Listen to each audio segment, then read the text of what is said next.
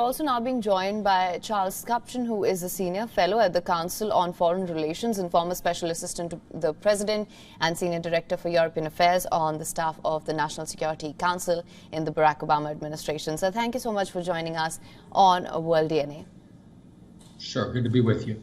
Now, sir, I want to begin by asking you, Susan and I, we were just discussing how things have transpired so far. Now, what we're also seeing, I think, as unprecedented as it may be that Iran carried out an attack from its own soil, what's also really different about this is the justification that came almost immediately after. Iran has invoked Article 51 of the UN Charter, almost as though it's trying to justify and absolve itself of its actions, that the attack that it's carried out on Israel. How do you assess this situation? Well, Iran felt that the strike against its diplomatic facilities, a consulate annex, if you will, constituted a breach that required a response. And they said this was forthcoming. The United States has been warning Israel over the last 48 hours to expect a strike. The strike has now been carried out.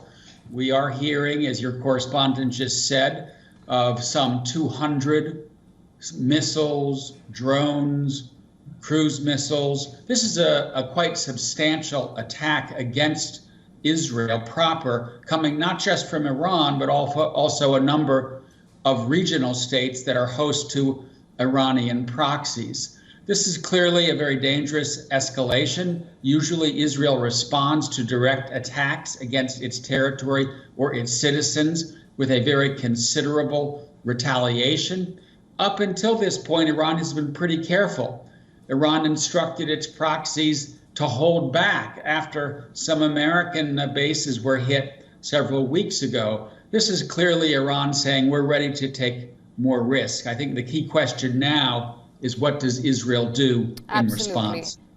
Absolutely. Now, of course, some would say that the ball is now in Israel's court, but I really want to go back to the statement that Iran has made as well. It is said that the United States must stay away. It also put out another statement saying that the United Nations did not really do anything about the attack that happened in Damascus on the 1st of April either. So, and in the same statement, they've also said that this matter can now be deemed concluded. So do you think this was just a way of Iran to show that it will retaliate if it is attacked in any manner, and that now this is what the response was going to be limited to begin with, or are we going to see further escalation here? Well, I think Iran faced both domestic and international pressure to respond.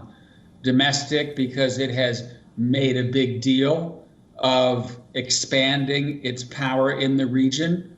It got hit by Israel in Damascus. It felt a lot of pressure to respond in kind. And Iran's allies, its proxies, the so-called axis of resistance, also expected a response.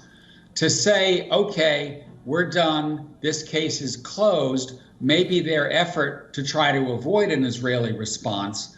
But it would be hard for me to imagine that that response will not be forthcoming. Look how Israel has responded to the attack on October 7. So I think there's a very, very high likelihood of an Israeli response. The question is it limited? Does Israel also try to prevent an expansion into a wider war? Or do we see a very significant Israeli response because this was a significant attack? Right. Sir, do stay on with us. We're also now being joined by our principal diplomatic correspondent, Siddhant Sibal. Siddhant, thank you so much for joining us. What is the latest? What can you tell us?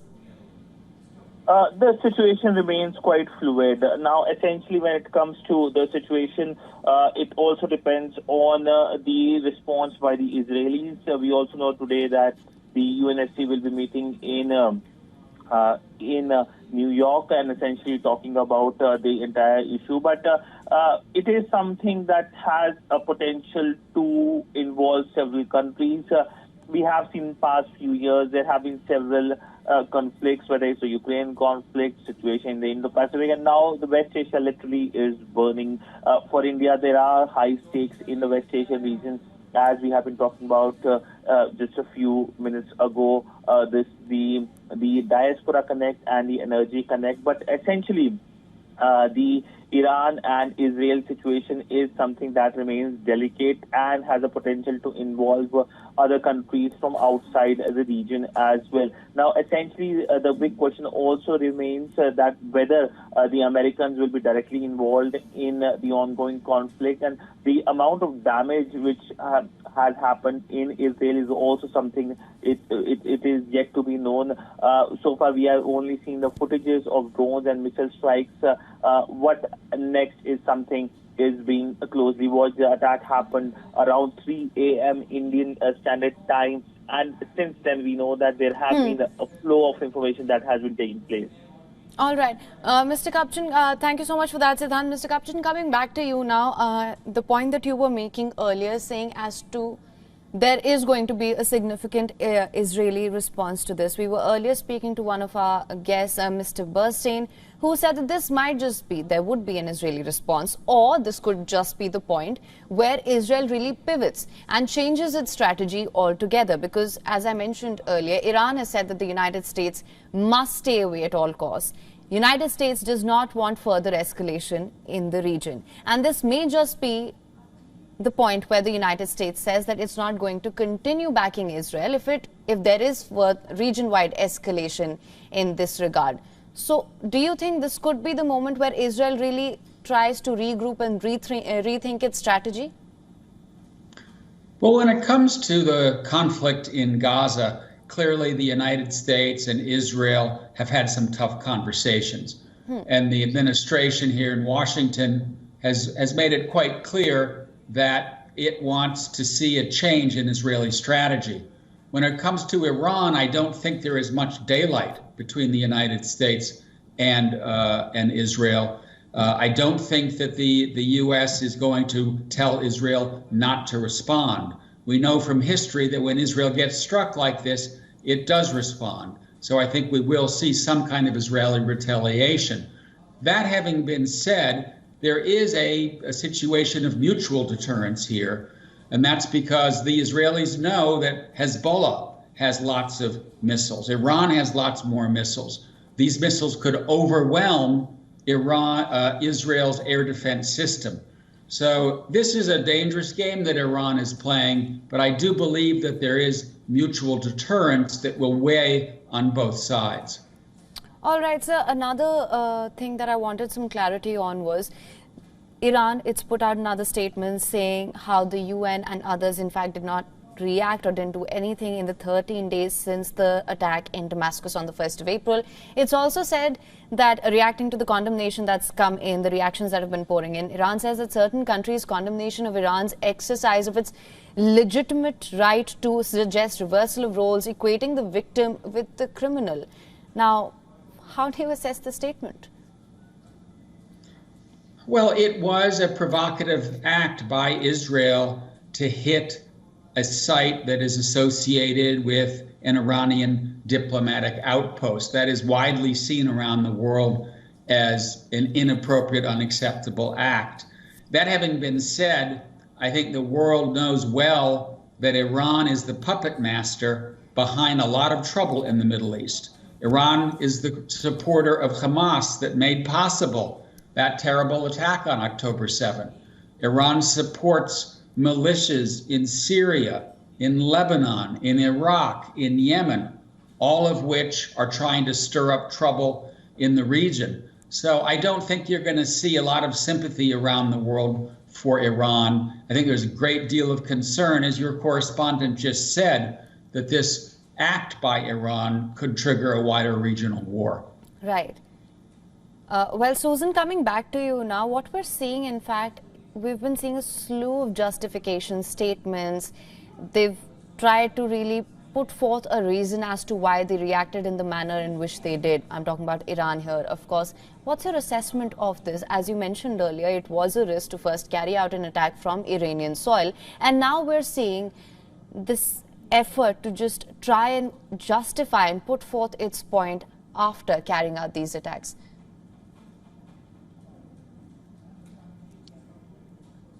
Yeah, well, a lot of what Iran did was for domestic consumption. And the other question that needs to be asked, and a lot of President Biden's critics are asking and criticizing him for is, why did Iran feel so comfortable and emboldened to carry out an attack like this at this point in time? His critics would argue that it's because President Biden has not been firm enough when it comes to dealing with Iran, whether wanting to go back to the Iran nuclear deal or unfreezing Iranian assets, or also, not supporting those sanctions at the United Nations as well. So, there is a lot of talk about that, and we have to see as to how far the United States is willing to step in and try to diffuse this situation. I would guess that it would, in an election year, it would be to the benefit of President Biden and his administration, of course, to really try to do that. The last thing that this administration wants is to deal with another conflict and a foreign policy issue.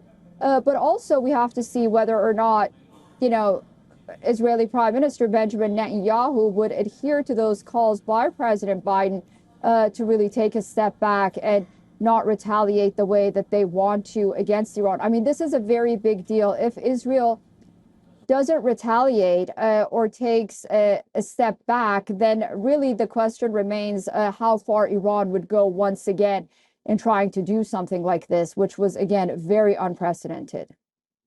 All right.